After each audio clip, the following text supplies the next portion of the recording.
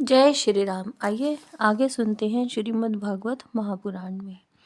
उपयुक्त सूक्ष्म और स्थूल शरीर अविद्या से ही आत्मा में आरोपित है। जिस अवस्था में आत्म स्वरूप के ज्ञान से ये आरोप दूर हो जाता है, उसी समय ब्रह्म का साक्षात्कार होता है।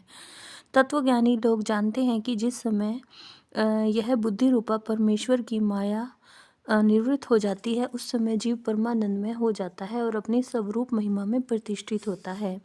वास्तव में जिनके जन्म नहीं है और कर्म भी नहीं है, उन हृदयेश्वर भगवान के अप्राकृत जन्म और कर्मों का तत्वज्ञानी लोग इसी प्रकार वर्णन करते हैं, क्योंकि उनके जन्म और कर्म वेदों के अत्यंत गोपनीय रहस्य हैं।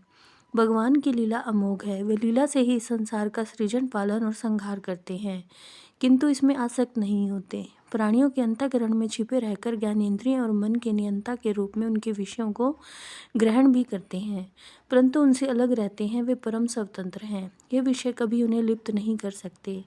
जैसे अनजान मनुष्य जादूगर अथवा नट के संकल्प और वचनों से की हुई करामात को नहीं समझ पाता, वैसे ही अपने संकल्प और वेदवाणी के द्वारा भगवान के प्रकट किए हुए नाना नाम और रूपों को तथा उनकी लीलाओं को कुबुद्धि जीव बहुत सी तर्क युक्तियों के द्वारा नहीं पहचान सकता।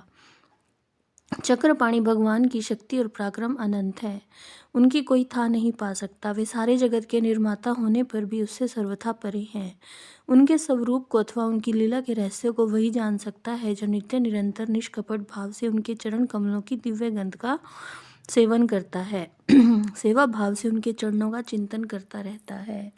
शौनकादि ऋषियों, आप लोग बड़े ही सौभाग्यशाली तथा धन्य हैं, जो इस जीवन में और विघ्न बाधाओं से भरे इस संसार में समस्त लोगों के स्वामी भगवान श्री कृष्ण से वह सर्वात्मक आत्म भाव, वह अनिर्वचनीय अनन्य प्रेम करते हैं, जिनसे फिर इस जन्म मरण रूप संसार के भयंकर चक्र में नहीं पड़ना होता।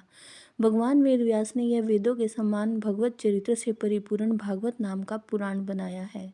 उन्होंने इस श्लाघनीय, कल्याणकारी और महान पुराण को लोगों के परम कल्याण के लिए अपने आत्मज्ञानी शिरोमणि पुत्र को ग्रहण कराया। इसमें सारे वेद और इतिहासों का सार संग्रह किया गया है। शुकदेव जी ने राजा परीक्षित को यह सुनाया। उस समय वे परम ऋषियों से घिरे हुए आमरण अनशन का व्रत लेकर गंगा तट पर बैठे हुए थे।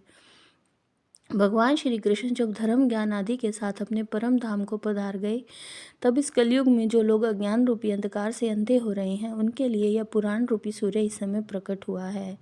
शौनकादि ऋषियों, जब महातेजस्वी श्री सुखदेव जी महाराज वहाँ इस पुराण की कथा कह रहे थे, तब मैं भी वहाँ बैठा था। वही मैंने उनकी कृपा पूर्ण अनुमति से इसका अध्ययन किया।